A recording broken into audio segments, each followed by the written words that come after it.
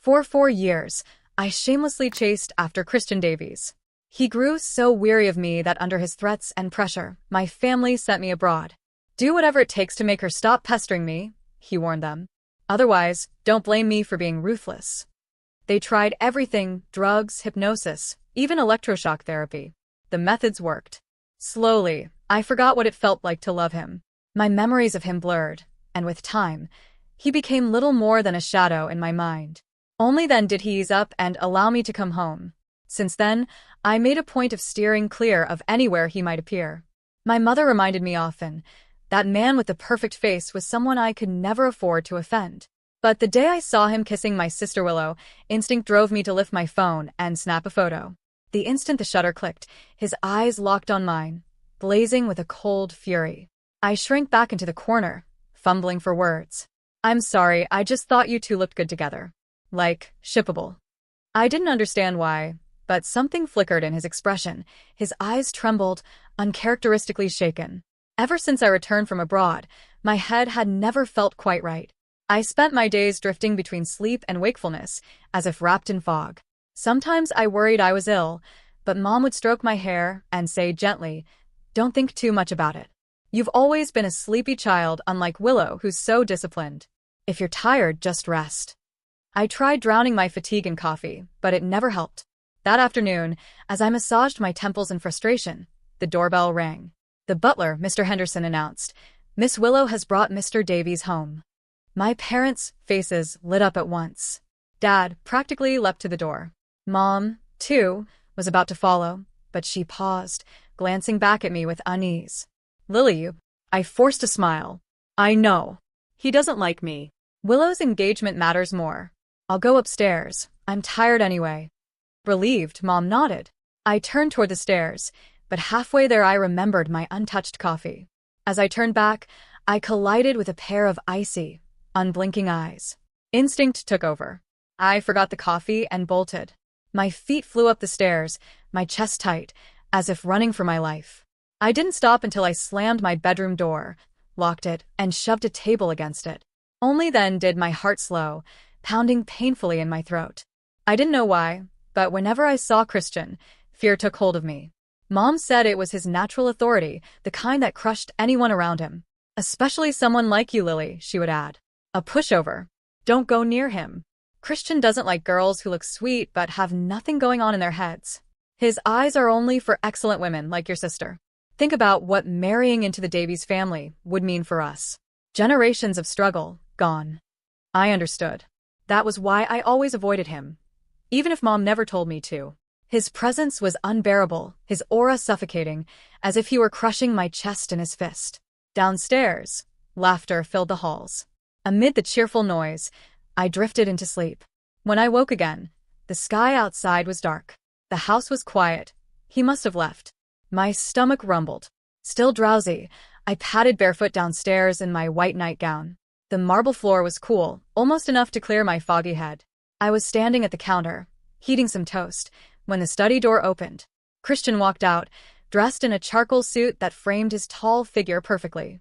Under the warm light, his sharp features seemed carved from stone.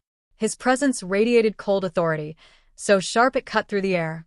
His gaze fell on me across the room. My breath caught, my body frozen. Before I could think, I ducked under the dining table, pressing my head into my arms like a frightened child. Then came the sound of light steps. Willow descended the stairs, her voice soft and girlish as she clung to his arm. "Are you leaving already?" "Don't go yet. I want to show you my new reel." "At least stay for dinner?"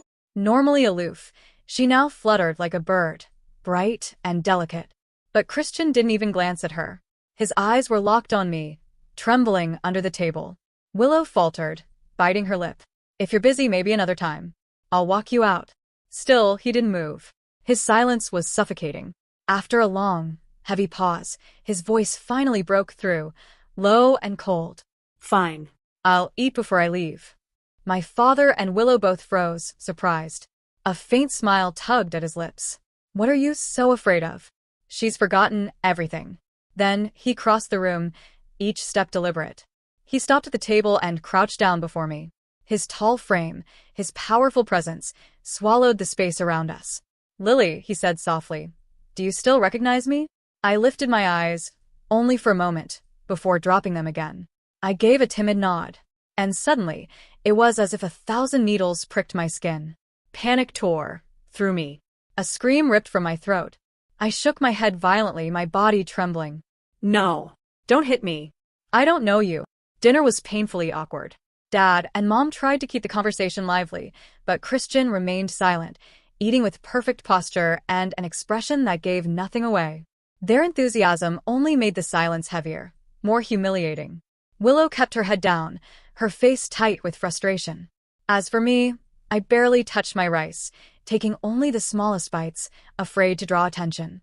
When the meal finally ended, my parents exhaled like they had been holding their breath the entire time. Christian stood, ready to leave. On impulse, I blurted out, "Mr. Davies, wait a moment." All eyes turned to me, startled. Even Christian paused, his brow furrowing in irritation. "Just for a second, please?" I held up my fingers, showing a sliver of space, as if to promise it would be quick. Without waiting for a reply, I ran upstairs. Moments later, I returned with a small metal box in my arms. Everyone stared as I opened it. Inside lay a pile of items, the most striking being a dozen ID photos. Some were passport-sized, some larger.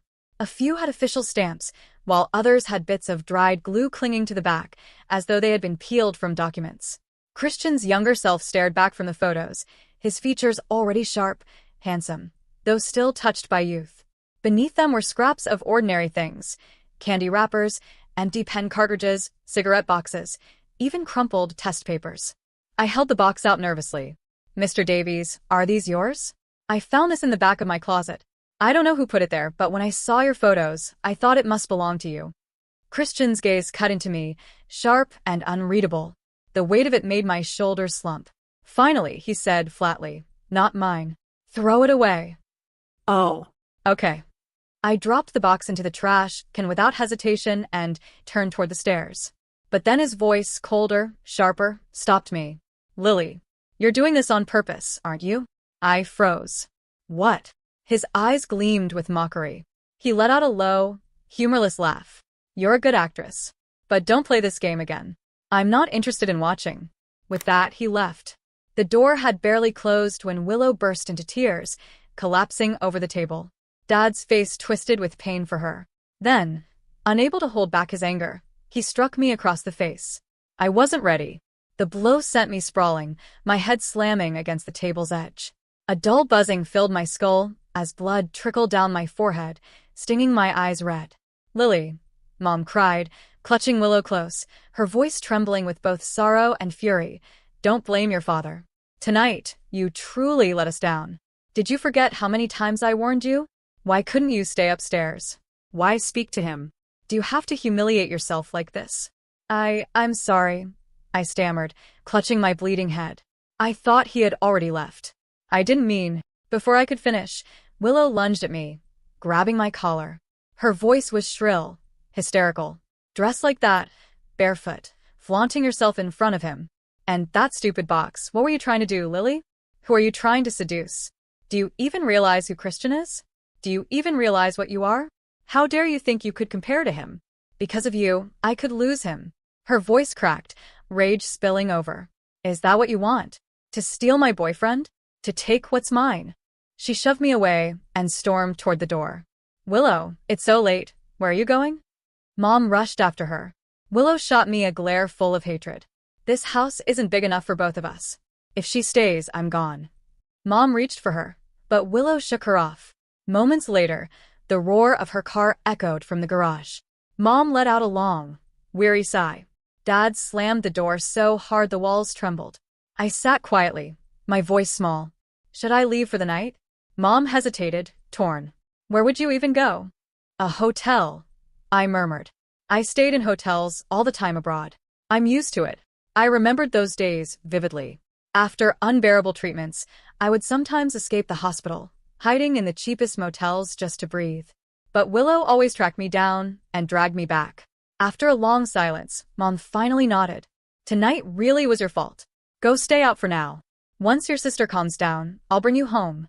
In the hotel bathroom, I stood before the mirror, carefully dabbing at the cut on my forehead. The wound was wider than a single bandage could cover, but it was too late to venture out for more supplies.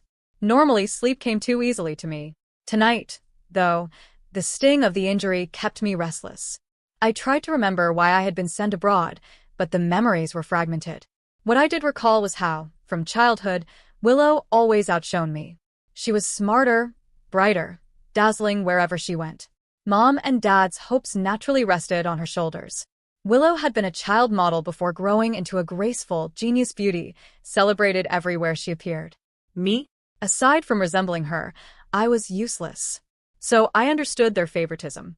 They poured resources into Willow, while I stayed in the background. That seemed fair enough. But was that favoritism the reason they shipped me overseas? I remembered the endless pills, the painful treatments, and Mom's voice over the phone telling me, "It's for your own good, Lily. It will make you smarter." Yet when I came back, I was more sluggish than before, drowsy, slow, like my brain was clogged. Did they bring me home only because the treatments failed? Did my parents despise me even more because I was even duller than before? For a week, I drifted through the city by day and holed up in the hotel by night. Mom never called me back. My money dwindled until nothing remained. When I messaged her on Snapchat, I discovered she had blocked me. That afternoon, as I sat in the hotel lobby staring blankly at nothing, I noticed a couple near the garden entrance. The man was tall, broad-shouldered, his back to me. The woman beside him had an hourglass figure, her long dress flowing elegantly as she tilted her head up, smiling at him. I only caught half of her profile, but even in the haze of my constant headaches, she seemed radiant. The scene blurred before me, dreamy and unreal. I lifted my phone to capture the moment, only to forget the flash was on. The shutter clicked loudly. Both of them turned. The man's jaw tightened, and his eyes narrowed with hostility. My stomach dropped. They strode toward me, and when they stopped in front of me, the fog cleared enough for me to see Willow and Christian. "Lily, what are you doing here?" His voice was as cold as ever. I shrank under his gaze, unable to answer. "Give me your phone." His hand stretched toward me. I handed it over obediently. Strangely, he unlocked it with ease. I had never understood what my 6-digit password meant, yet he knew it instantly. Christian pulled up the photo, his expression darkening. "Why are you secretly taking pictures?" "Lily, what do you want with Willow? Are you trying to hurt her again?" I shook my head frantically, panic bubbling in my chest. "No, I wasn't, I swear." I knew Willow was better than me. She was extraordinary. I never thought of competing with her. But Mom once said that at her film premiere, I had appeared too elaborately dressed, and reporters compared us. They said Willow was refined and ethereal, while I was innocent and bright, with a wider range for roles. That single remark cost Willow the lead role she had secured. In the end, the part went to neither of us, but her chance at stardom vanished. From that moment, Willow hated me. She believed I had stolen her spotlight, undermined her success. But the truth was, I hadn't gone to outshine her. I had spent every penny I had to rent a gown because I didn't want her to be embarrassed by me. I only wanted to watch her shine. It didn't matter. No one believed me. My family looked at me with disappointment, each word of "there's a stone" pressing down on me. It was suffocating, like a nightmare I never wanted to relive. "Please believe me," I whispered now, clutching Christian's sleeve with trembling hands. "I didn't mean anything. I wasn't trying to hurt her." His brows furrowed. "Lily, are you still pretending? You didn't really lose your memory, did you?" "I don't know," I cried. "I don't know what I've forgotten. But I swear I don't remember. Some memories were sharp, others broken, full of holes I couldn't patch. What I had lost, I truly couldn't recall." Christian lifted the phone, his lips curling in a cold smile. "Then explain this. Why did you photograph Willow and me? Was it to sell to the tabloids, ruin her reputation, destroy her career?" His contempt cut through me like a blade. The way he looked at me, like I was something filthy, something crawling in the gutter, made me shrink in shame. Tears blurred my vision as I stared at my bare feet.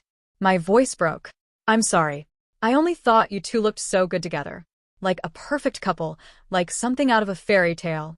The words slipped out before I could stop them. Christian's grip on my wrist suddenly stilled. His eyes, usually so cold, trembled as if something inside him had cracked. "What did you say?" That evening, with nowhere to go, I tried sneaking back home, hoping Willow might forgive me. Maybe then I could return. Did Mom forget I was out here wandering? Standing outside our brightly lit mansion, I was mesmerized by the courtyard lights. Inside, laughter filled the air. Mom was crowning Willow, who looked shy and princess-like. Dad clapped, teary-eyed, and Christian smiled faintly at her. The chandelier's warm glow made it a perfect scene of happiness. Then it hit me, it was Willow's birthday. And mine too. We're twins.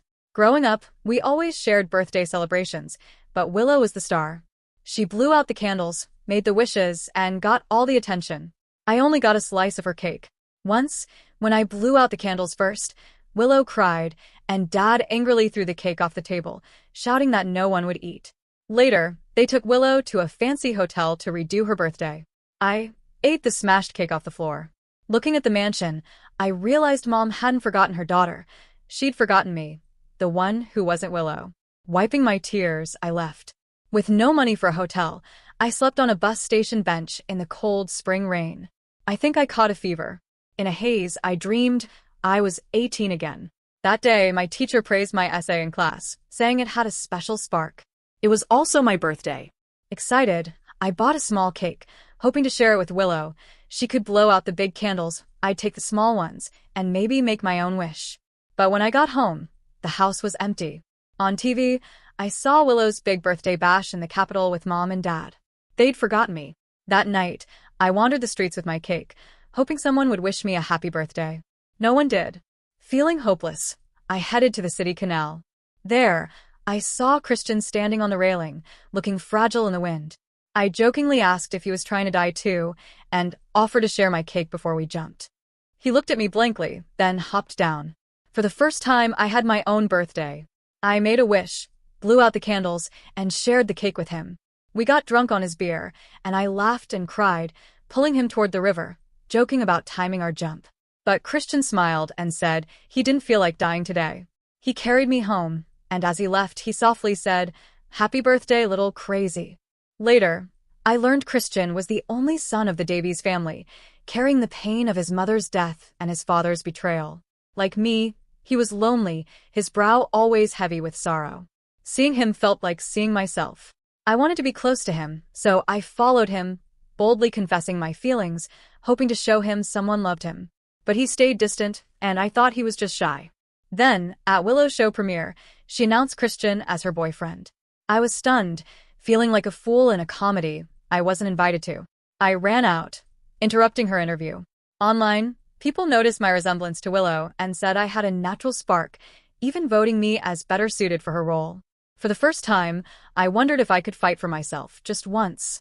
I asked Christian if he could love me if I were the lead actress. He mocked me, saying I was selfish and that acting was Willow's dream. He claimed he only cared about me to protect Willow's career, not because he liked me. His words cut deep, but I didn't believe him. I'd seen him relax around me, smile softly. Even if he didn't love me, I knew he didn't hate me. My hopes were that small. Just knowing he didn't hate me sent my heart soaring. I became obsessive in my devotion to him. If anyone spoke ill of him, I would defend him fiercely.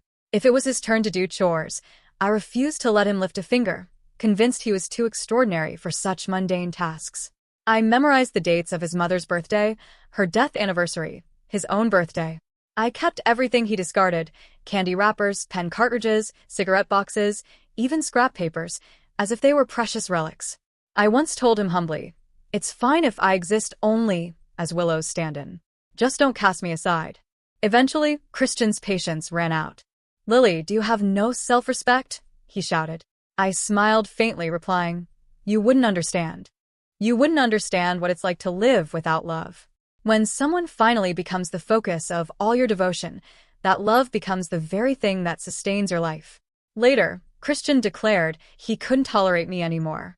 "No matter what it takes, make her stop bothering me. Otherwise, don't blame me for showing no mercy." Mom and Dad complied, sending me abroad. They told me it was for hypnosis that could selectively erase memories.